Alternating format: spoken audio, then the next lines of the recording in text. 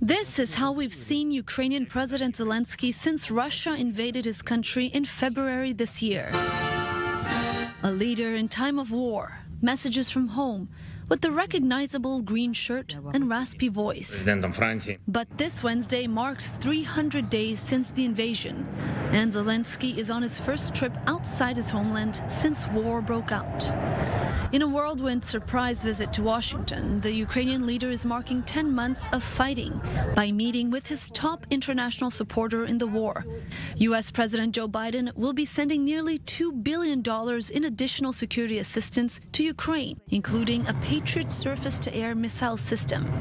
The Kremlin has warned of unspecified consequences if the U.S. were to provide Ukraine with Patriot missiles. Russia says no good will come from Zelensky's visit to Washington and that Moscow sees no chance of peace talks.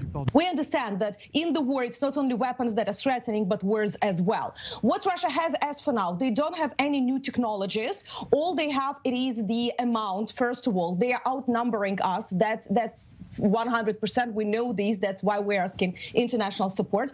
And the second is that they are now trying to take support from additional partners. That's why Putin yesterday was in Belarus. He's been trying to get additional weapons, additional personnel from there. That's why we have negotiations with Iran. Meanwhile, President Putin had an announcement of his own.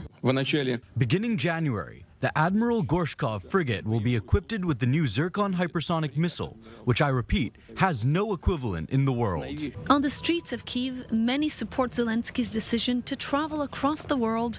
He went there in the country's interest. Therefore, his trip abroad is justified. Even in the middle of wartime.